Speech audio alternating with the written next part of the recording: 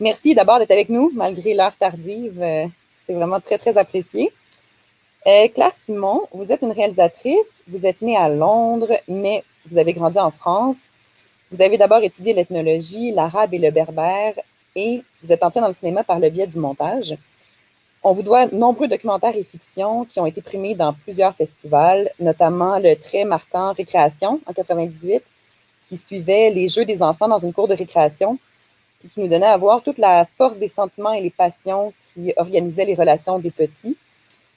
Après, on suivit 3 longs métrages de fiction qui vont être présentés lors de la quinzaine des réalisateurs à Cannes, Sinon oui en 97, Ça brûle en 2006 et Les bureaux de Dieu en 2008 sur un bureau de planning familial.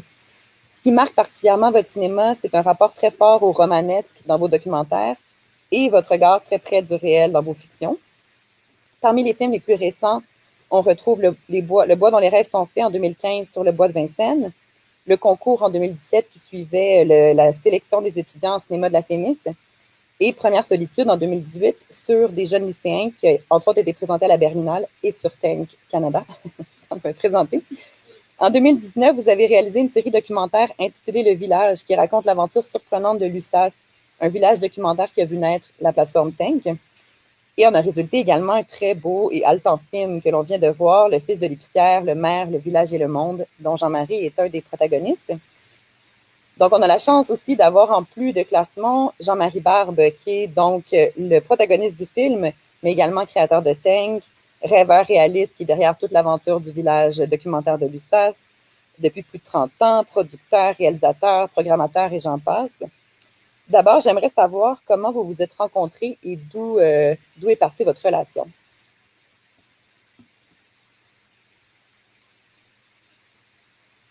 On peut commencer avec Claire.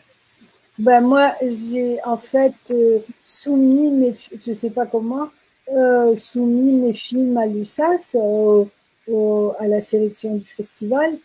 Et je crois que le premier qui a été projeté après, c'était Coûte que coûte, qui était projeté en plein air. Et ensuite, on peut dire que beaucoup de mes films, y compris des fictions, pas toutes, mais certaines d'entre elles, ont été projetées à l'USAS, voilà. Donc, après est né juste une relation comme ça. Moi, j'aimais beaucoup le festival, je trouvais que c'était formidable, ce festival. Voilà, et j'ai rencontré Jean-Marie, mais j'ai envoyé mes films quand ils étaient faits, quoi. Et puis après, il y a eu, quand j'étais en train de monter, je pense que c'était le concours, j'ai appris que Jean-Marie essayait de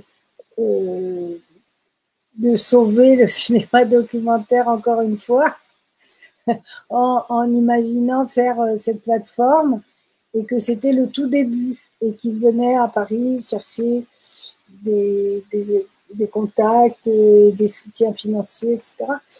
Et j'ai trouvé ça, ça m'a beaucoup, beaucoup interpellée, passionnée, parce que dans les dernières années, j'étais venue assez souvent, même quand j'avais pas de film, etc. J'étais venue voir ce qu'il y avait au cinéma, enfin ce qui était projeté à l'USAS. Ça me paraissait vraiment un festival très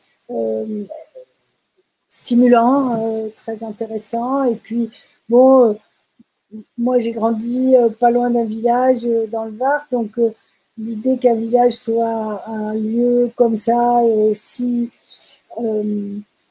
ouvert à la culture et à l'agriculture des deux côtés, déjà avant même de commencer à tourner, c'est quelque chose qui me touchait beaucoup, quoi. Voilà.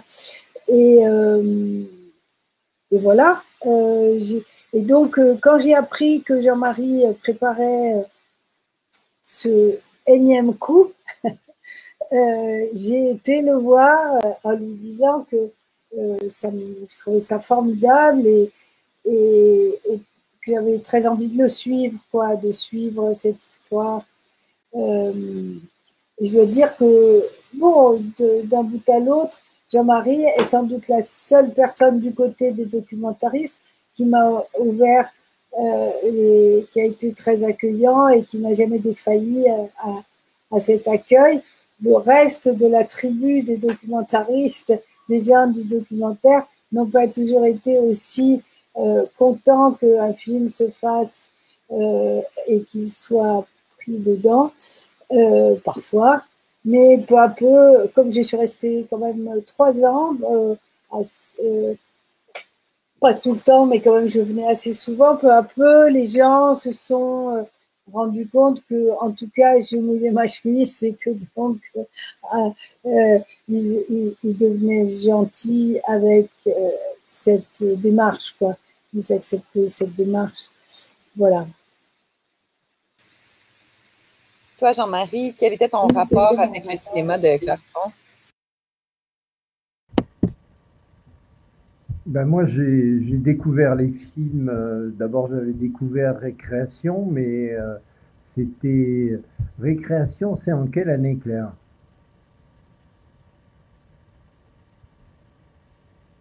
Le micro. Voilà. Le film, dès qu'il a été présenté au Festival du Réel, c'était en. Je En pense que c'est 98. non, 98, c'est la sortie salle du film. Il a été présenté en 92, je pense, ou 80, voilà, 92 ou 93. Moi, 93. j'avais découvert le film à Paris, en fait. Il était au Réel. Ah, après, il a été, et après, je l'ai fait, il est passé à la télévision, et quelques années plus tard, j'ai fait une copie 35 mm moi-même, et nous avons décidé de sortir le film en salle. Et là, il a eu un très grand.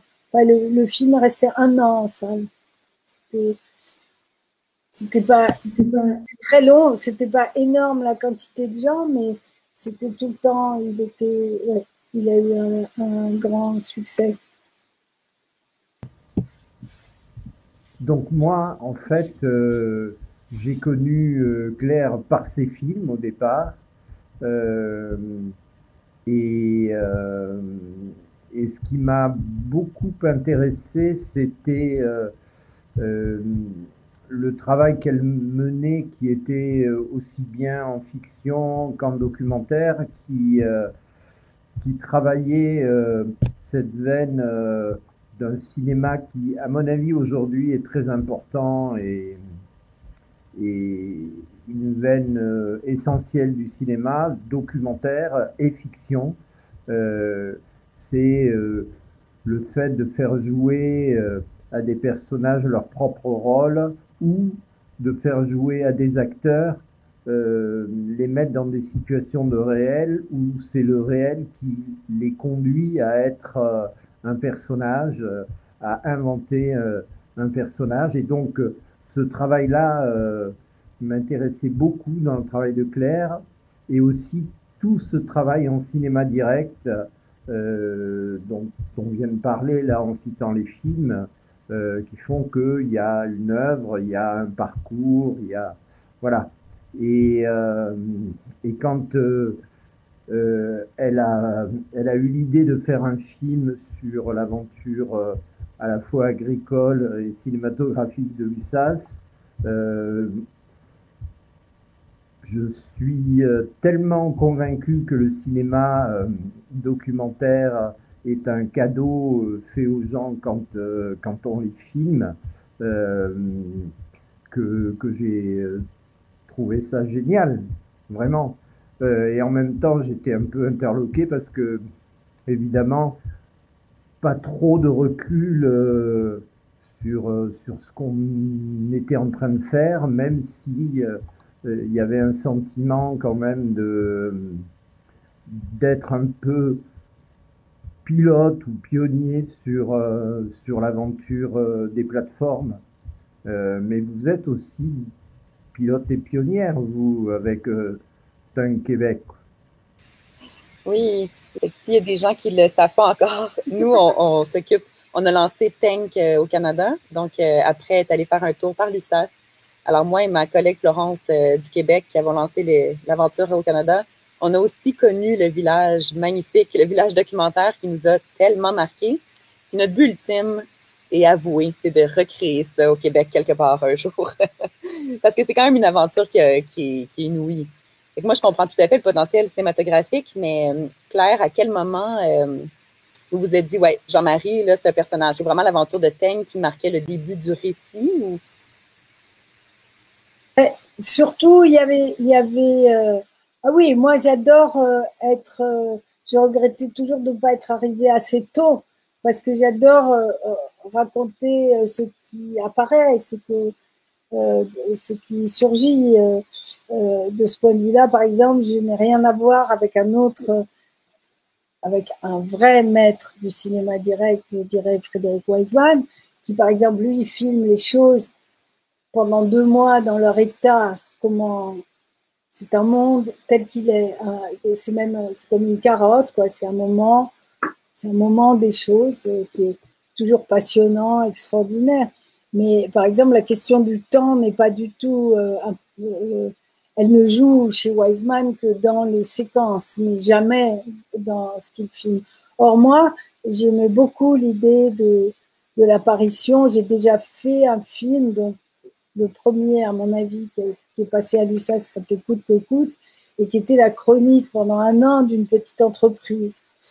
Et j'avais beaucoup, enfin, c'était une chronique douloureuse, mais c'était quelque chose qui m'avait vraiment passionnée à faire. Et donc, je venais avec, parce que je trouve aussi l'autre chose, c'est que outre que c'est un village et que donc c'est dans la campagne, qu'il y a des agriculteurs et des gens du documentaire et que ce sont les choses qui m'intéressent beaucoup, mais aussi c'était la question de l'économie, c'est-à-dire comment on se bat, les formes du combat, c'est l'économie. Et la langue, les chiffres qu'on dit tout le temps, etc., la question de la sanction par les chiffres. Et là, je sentais très fortement que c'était quelque chose. Il y a l'entreprise, la beauté de cette entreprise, son défi, mais les armes, hein, quand au XIVe ou XVe siècle, il y avait des armes qui étaient les chevaux, bon, enfin les lances, etc. Voilà. Là, l'arme, c'est l'économie, quoi. C'est l'argent. Mais oui, tout à fait. Moi, ça m'a fait beaucoup penser justement à Coûte que coûte et à ces rapports économiques qui organisent notre monde. Puis je me dis, ça me faisait aussi réfléchir à la question du spectaculaire ou du récit en documentaire. Comment il y a plein de discussions dans le film où c'est des discussions de chiffres, c'est des discussions de... C'est peut-être ce qu'on appelle des fois en cinéma comme des poignées de porte. C'est des choses absolument qu'on ne filme pas. Puis je trouve ça vraiment intéressant que dans votre cinéma, au contraire, l'accent est mis sur ces choses qu'on filme jamais, puis finalement qui sont au centre de nos existences. Parce que oui, on peut parler de Teigne comme d'un projet extraordinaire, pur, mais ultimement, c'est des rapports économiques, c'est des rapports de force, c'est des rapports politiques. Et c'est toute cette lutte-là qu'on voit et que vous démontrez des deux côtés, du côté de la culture et du côté de l'agriculture. Ben parce que c'est la langue du combat, quoi.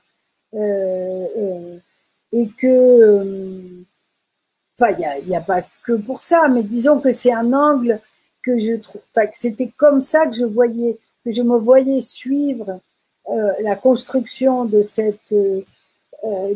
de cette histoire, avec un double chose que je n'ai pas dit, c'est que si j'ai commencé, c'est parce que j'ai appris qu'il y avait un bâtiment qui allait être construit pour le documentaire à l'USAS. Et que donc il y avait le projet numérique du web, et enfin avec tout ce qui existait déjà, qui était déjà extrêmement important, c'est-à-dire la vidéothèque, l'école, les boîtes qui sont là un peu partout, la distribution et tout ça.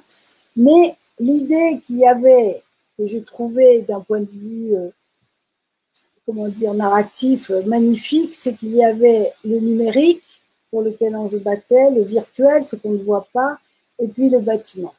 Le bâtiment le terrassement, et puis ça monte, ça monte, ça monte. Et c'est d'ailleurs quelque chose qui m'a, que je trouve qui est plus fort et qui est peut-être une des, enfin, il y a quelque chose qui a gagné de toute façon dans la petite histoire que je raconte, parce que l'histoire du documentaire à Lucha, c'est plus grande que cette portion que j'ai racontée. Mais le fait qu'il y ait un bâtiment est une chose si importante. Et c'est quelque chose qui, je voyais se renouveler des choses que j'avais effectivement vues dans Coûte que coûte, etc., avec douleur, et puis d'autres.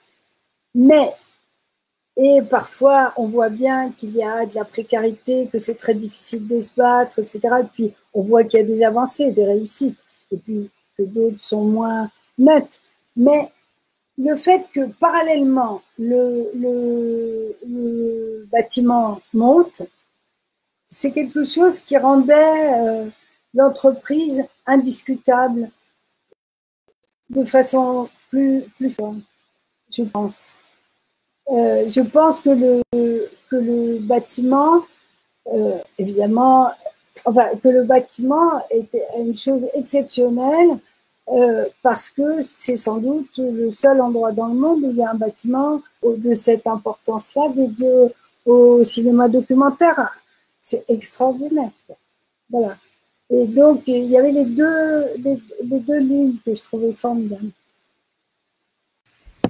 Moi, je ne mesurais pas la force symbolique du bâtiment au-delà de l'impact local. C'est-à-dire, j'ai toujours pensé que le bâtiment donnerait à voir de manière concrète à la population locale et que c'était, de ce point de vue-là, fort symboliquement, mais qu'au-delà, c'était quand même bon, voilà, un petit bâtiment de 1500 mètres carrés, il y en a des centaines par jour qui naissent un peu partout, et je n'imaginais pas que la force symbolique du bâtiment puisse aller au-delà du local, on va dire. Grosse erreur, parce qu'en fait, finalement, il a la force d'une sorte il a la force d'un monument, on va dire, au sens où il impressionne de par non pas sa rareté architecturale, mais de par son identité, il impressionne parce que le documentaire est peu visible, parce que là, tout d'un coup, il y a une concentration, une espèce de rhizome comme ça, d'activités qui tournent tout autour d'un chêne qui est le documentaire d'auteur. Et donc, ça, c'est vraiment quelque chose que révèle le film. Et je trouve que c'est en tout cas, c'est une belle idée du point de vue de l'organisation du temps du film, mais c'est aussi une belle idée de cinéma dans la mesure où il y a une charge symbolique énorme finalement. Et le film l'amplifie et lui donne, je trouve, un caractère comme ça assez émouvant. Puis c'est un peu aussi le seul artefact ou indice qu'ont les paysans aux alentours pour s'apercevoir que c'est sérieux ultimement ce qui se passe. On sent aussi qu'il y a vraiment une forme de fascination. Bon, c'est sûr que c'est construit comme ça dans le film, mais quand ils viennent visiter, quand ils sentent, OK, il y a quelque chose, outre cet imaginaire-là, qui est justement l'intangible, qui est les projections, qui est le cinéma, qui est cette idée aussi, puis on sent vraiment une espèce de rupture ou de scission entre certains habitants et le projet. Il y a rive gauche, rive droite, là, il y en a qui l'expriment assez frontalement. Mais là, à ce moment-là, c'est comme si, OK, il y a une forme de, on peut vous prendre au sérieux maintenant. Oui, oui, puis il y a une fierté. Et ça, je trouve que, en tout cas, moi, je l'ai vécu comme quelque chose de très émouvant. C'est-à-dire que tout d'un coup, c'est un outil du village, ça appartient à l'imaginaire collectif plus que le travail qui se faisait avant, mais qui était éclaté dans des lieux très différents. Là, il y a tout d'un coup, bon, en plus, on est à la campagne, on sait ce que c'est que l'enjeu d'une maison ou d'un bâtiment, donc c'est du concret. C'est une matérialité qui résonne dans l'imaginaire et dans la vision et dans le souci aussi des gens. Parce qu'une maison, un bâtiment, c'est pas rien, quoi. C'est vraiment pas rien. Et du coup, là, c'est un bâtiment impressionnant sur le village, qui appartient en partie au village. Et ça, c'est une belle chose, quoi, on va dire. Mais on peut justement peut-être creuser cette question de... Parce que Claire, vous ne mettez pas en opposition le rapport agriculture-culture. Au contraire, vous tissez des liens, vous faites des parallèles entre les deux univers.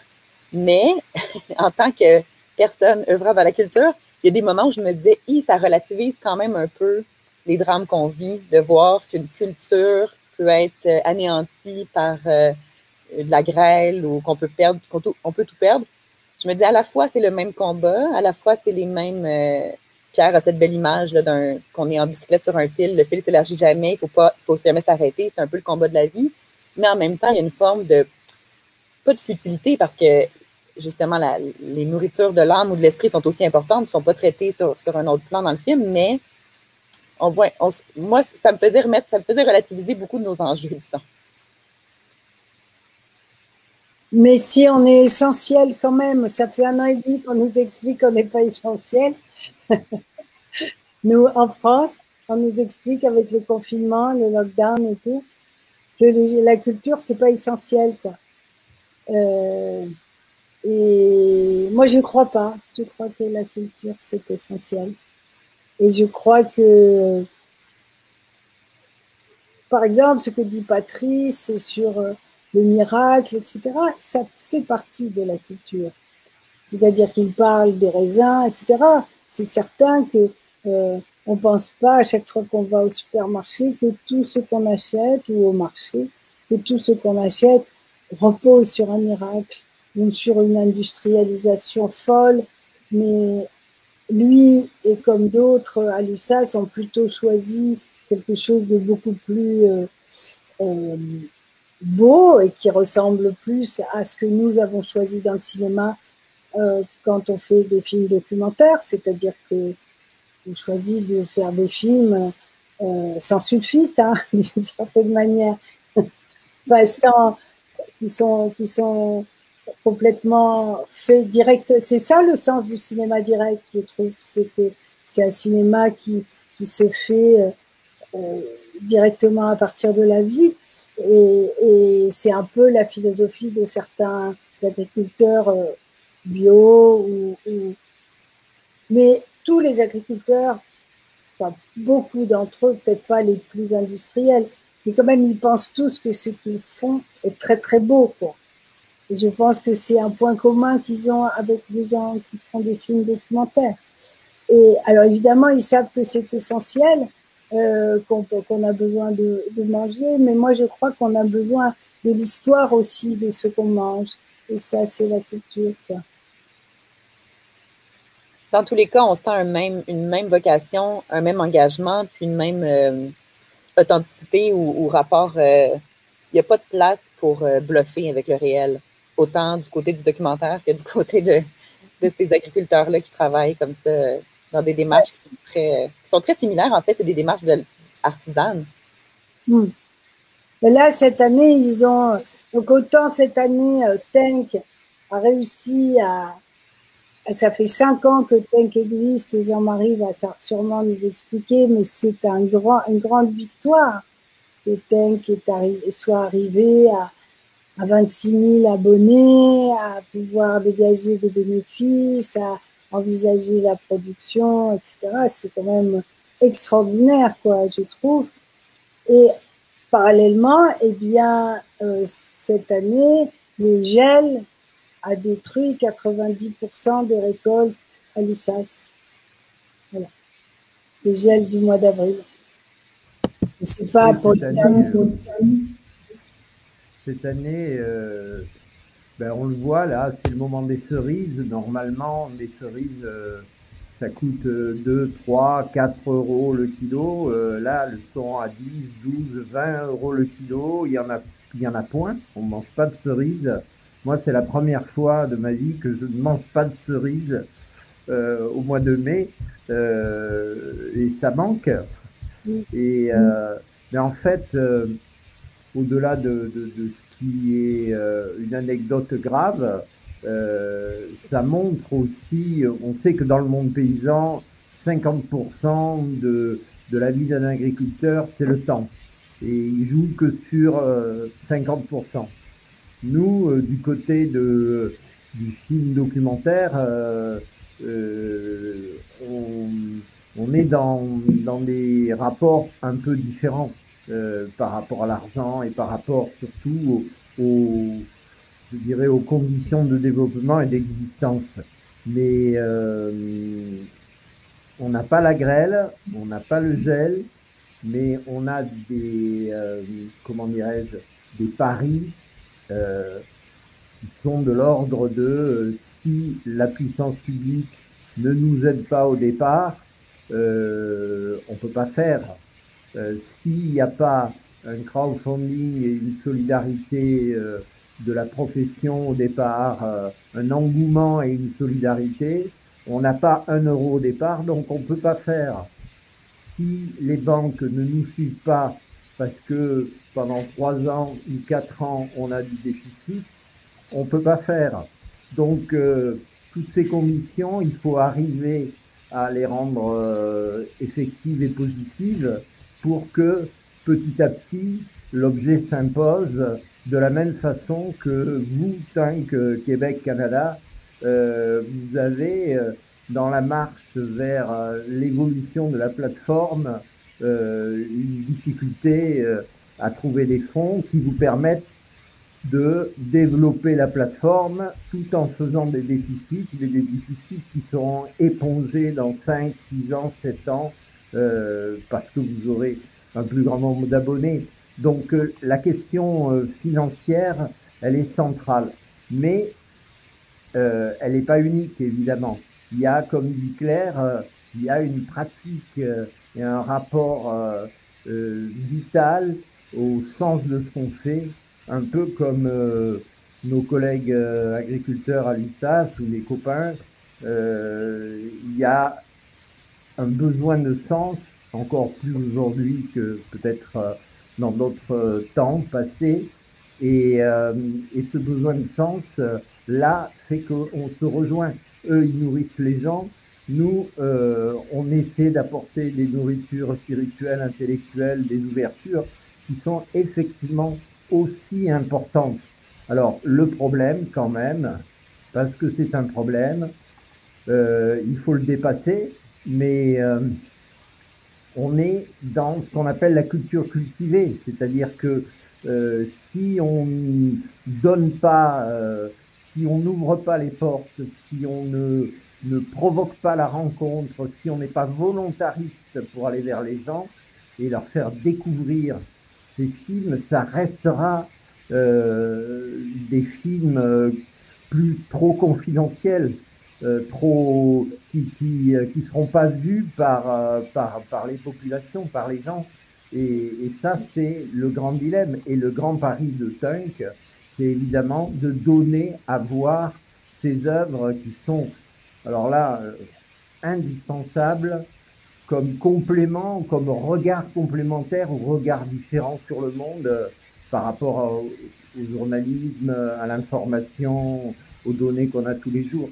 Donc le documentaire, c'est vraiment quelque chose que l'on bâtit en termes de, j'allais dire, de volontarisme, de détermination, parce que tout ça, est porteur de sens et d'intelligence, et il faut que le maximum d'entre nous, de gens, puissent y accéder, quoi.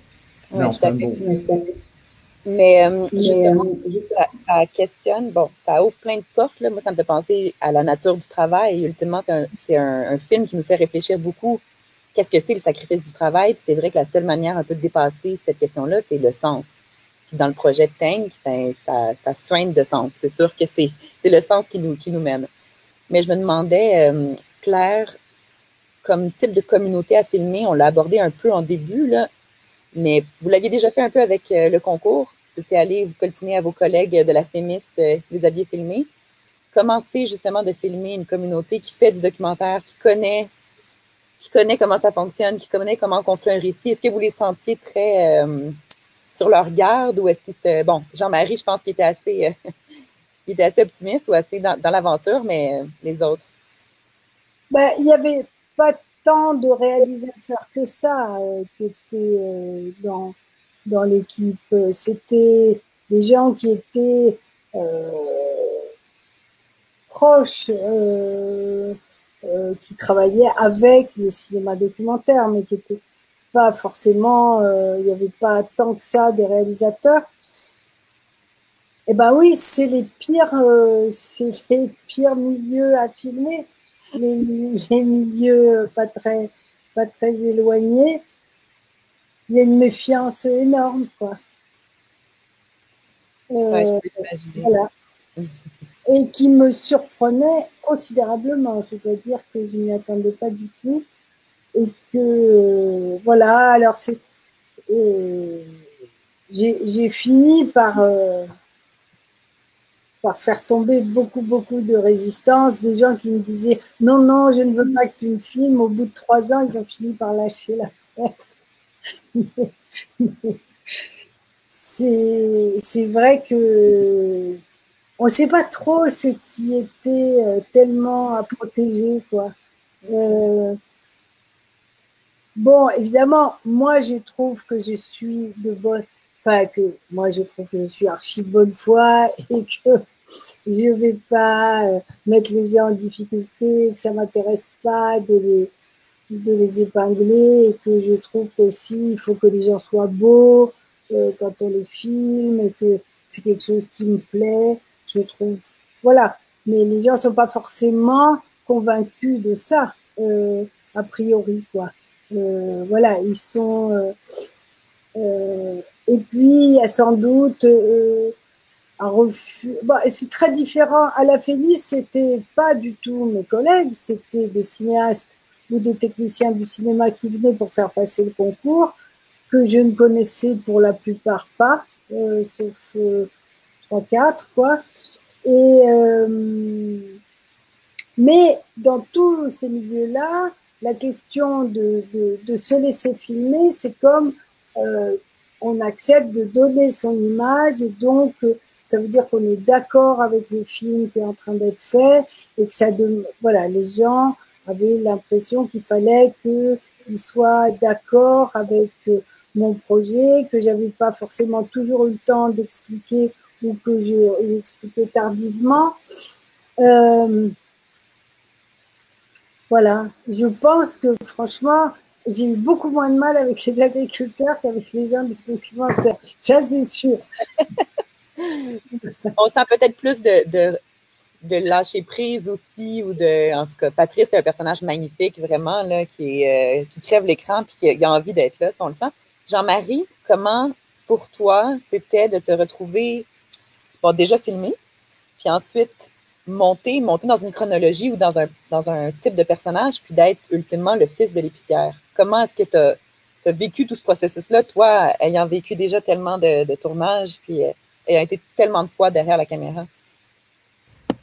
Oui, si tu veux, moi j'avais, en tout cas, ce que je disais en début d'entretien tout à l'heure, c'est que j'avais l'intime conviction, on peut dire, que être documenté, être filmé par une documentariste qui disait avec le talent de Claire et sa, je dirais, son exigence cinématographique, c'était une chance énorme. Alors, j'ai un rapport un peu ambigu ou ambivalent avec ma propre image et avec la question de l'ego.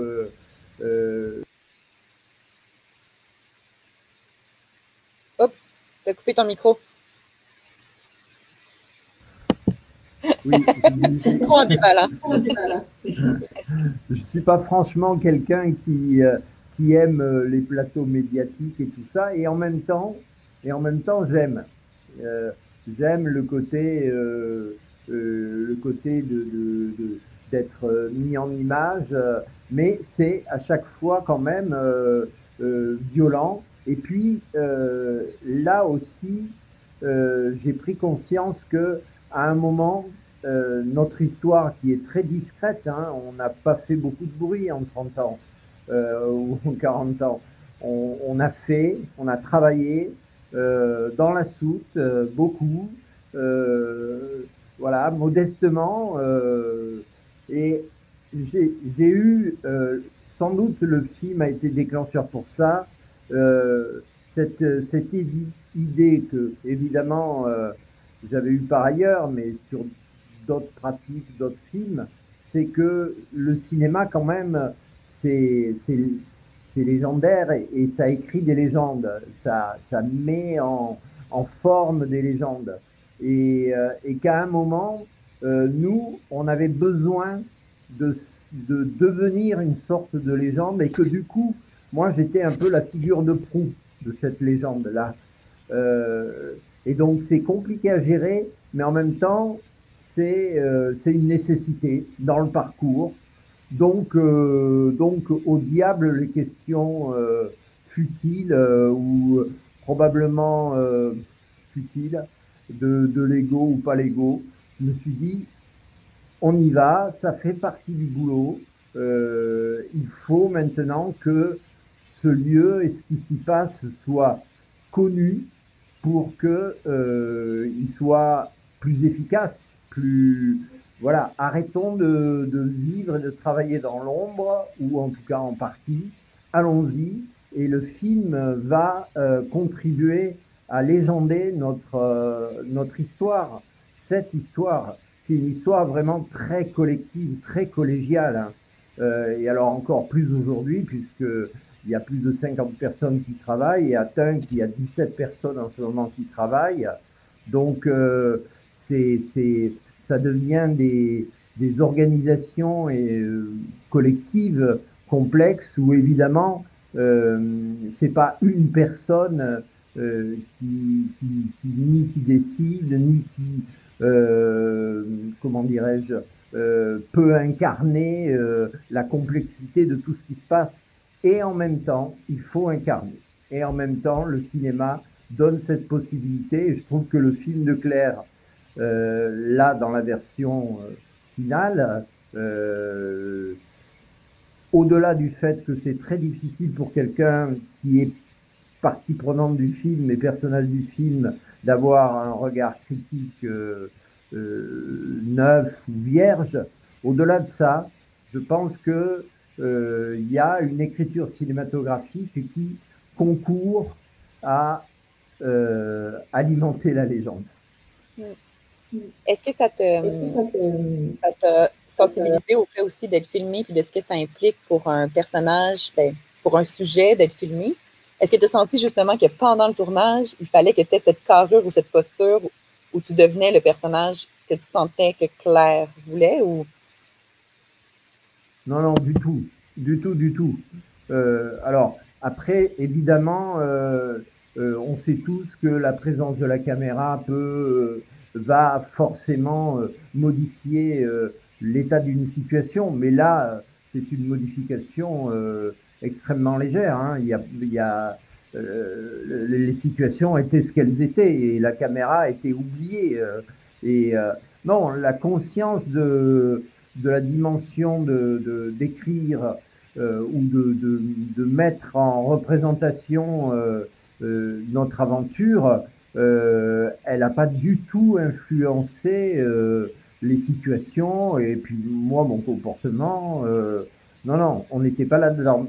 Ça aurait pu, hein, on aurait pu jouer notre propre rôle, et on le joue de toute façon. On joue un rôle quand même. On voit bien que dans les différentes situations que Claire a filmées, le comportement varie, les habits varient. On n'est pas le même quand, en termes de mots et de stratégie et d'approche, quand on va au ministère de la Culture, au CNC, ou quand on est au bistrot de la Vogue en train de boire un coup avec les copains de village. Puis justement, le fait de représenter un peu ce lien entre les deux univers, le fait d'être le fils de l'épicière, d'avoir grandi, d'être l'ami du maire, d'avoir été à l'école avec lui, comment cette dualité-là, est-ce que pour toi c'est pesant ou c'est en fait, c'est plutôt une force, c'est ce qui te permet de lier puis de fédérer cette aventure collective dans un lieu comme l'USAS?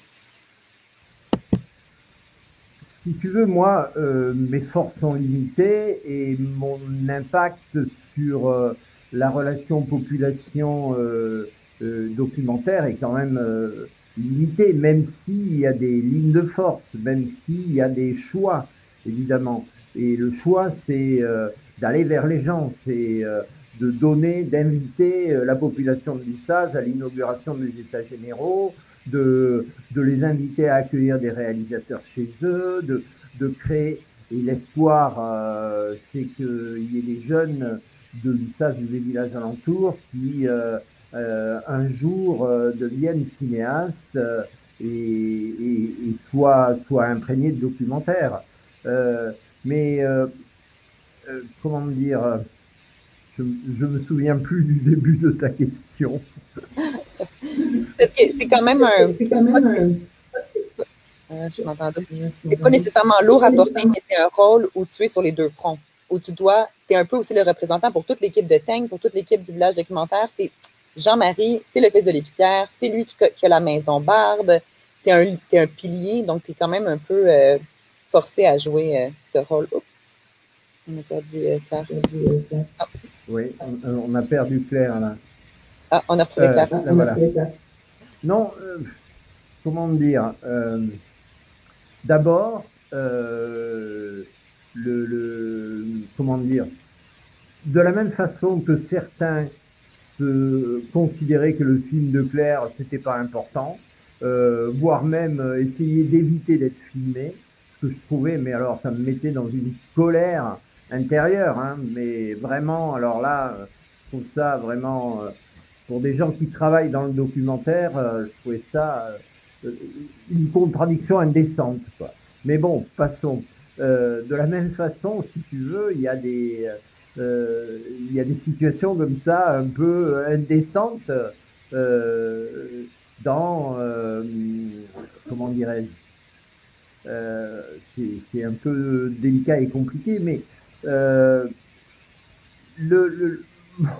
mon lien avec le village, moi, le village, si tu veux, d'abord, m'a beaucoup protégé, m'a permis de vivre une enfance absolument extraordinaire et d'être en contact avec toutes sortes de gens. Familles commerçantes, familles agricoles, familles... Et du coup, c'est un apprentissage de la vie en étant protégé. Donc j'ai pu vivre des moments qui sont presque romanesques ou mythiques, entre aller au printemps dénicher les nids de pie pour élever des pies, ou entre faire de la luge avec le fils du menuisier parce qu'on construisait des luges en bois, et voilà. Et puis mes copains d'école, et puis Jean-Paul le maire. C'est ce qui est compliqué, c'est qu'il y a à des moments il y a des frictions, il y a des contradictions. Moi, à un moment, j'ai été un peu banni du village parce que j'étais contre j'étais pour le Larzac et les paysans du Larzac.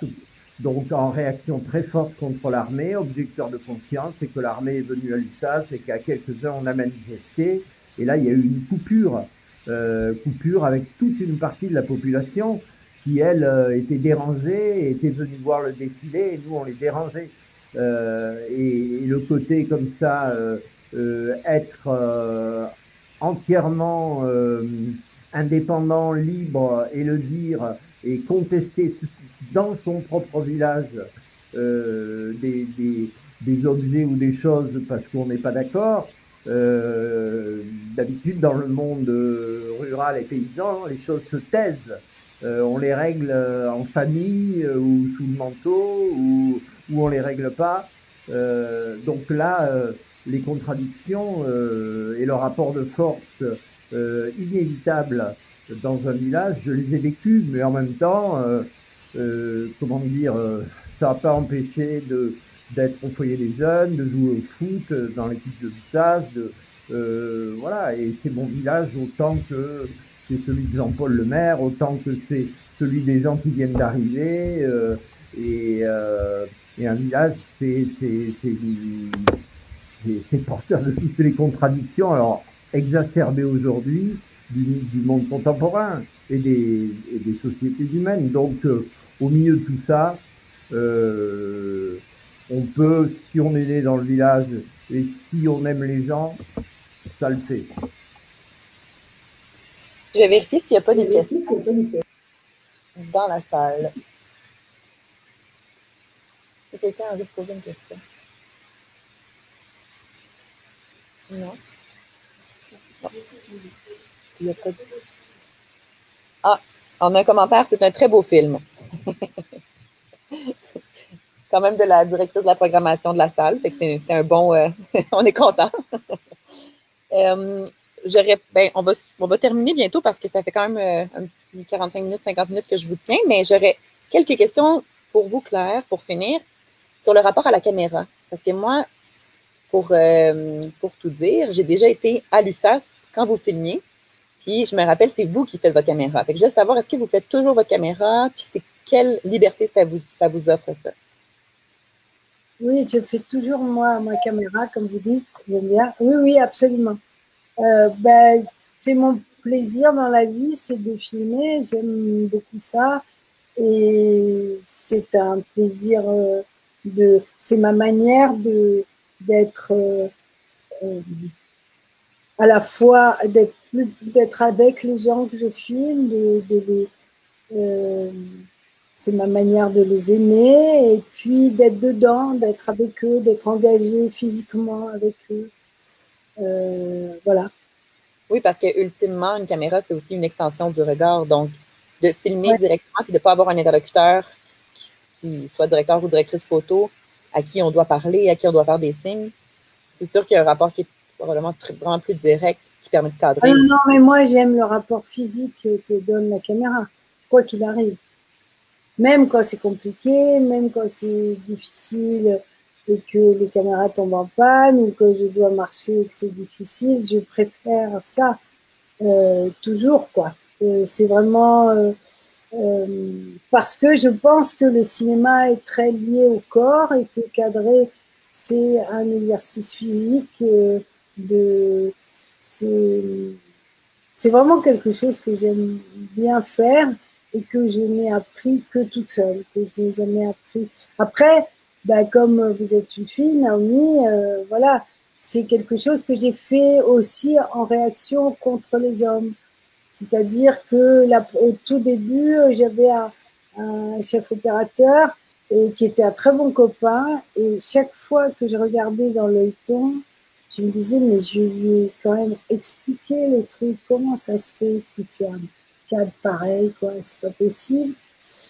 Et je croyais que, voilà, que le chef opérateur, et c'est vrai, là je viens de faire un film de fiction avec une fille chef op, il y a une science énorme de la lumière qui est très complexe, que moi je ne connais pas, enfin, qui peut être extraordinaire. Mais quand même, les chefs opérateurs, les gens qui tiennent la caméra, c'est les rois du pétrole et c'est eux qui décident de tout sur un tournage.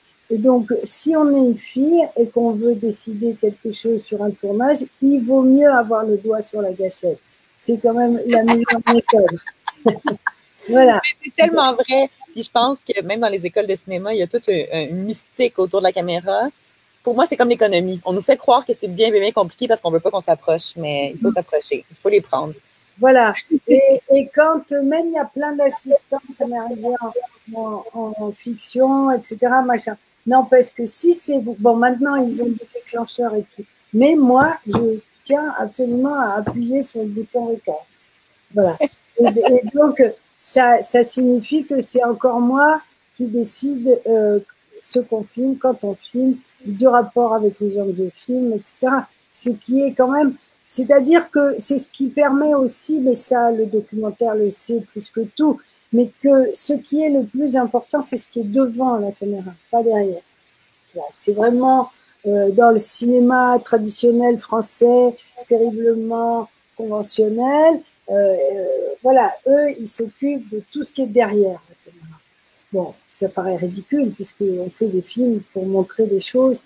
Donc, ce qui est important, c'est ce qui est devant. Voilà. Et moi, du fait que je tienne la caméra, je suis le garant de ça. Je suis sûre. Voilà. Et puis après, il m'est arrivé une aventure drôle sur ce tournage. C'est que j'étais tellement prise à partie, ça m'est jamais arrivé dans aucun autre film, que vraiment parfois je voulais parler, quoi. Je voulais rentrer dans la discussion, etc. Ça m'est arrivé plusieurs fois. D'abord, Jean-Marie oublie souvent les noms, donc de temps en temps, il attendait que je lui souffle les noms. Il ne se souvenait pas des noms. Et puis, j'étais tellement prise, puisque moi, j'aime tout ça. Je voulais que ça marche, quoi. Et donc, de temps en temps, j'avais énormément de mal. Parfois, j'arrêtais de filmer, puis je me mettais à discuter parce que j'étais trop concernée, quoi. J'étais terriblement concernée. C'est vraiment beau. C'est une belle déclaration aussi d'engagement sur laquelle on termine. Merci mille fois pour cette belle discussion. Merci Jean-Marie, merci Claire. Merci Naomi, bravo, bravo. Merci. Et il faut dire bravo à Jean-Marie et à Tank parce que c'est une réussite.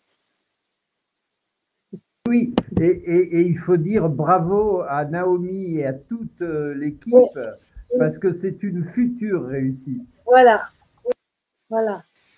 Oui, on se raccroche au film de Claire pour nous dire que d'ici 4-5 ans, ça devrait mieux aller. Ça va. On t'entend plus, Jean-Marie? Oui, je dis c'est évident. Il n'y a pas de doute. Il faut tenir, c'est juste ça. Sur le terrain économique comme sur le terrain du moral et du travail, quoi. Le moral, ça va. Si vous tenez... Bon. Bravo les filles. Hein. Merci à vous. Bye bye. Bye bye. Salut.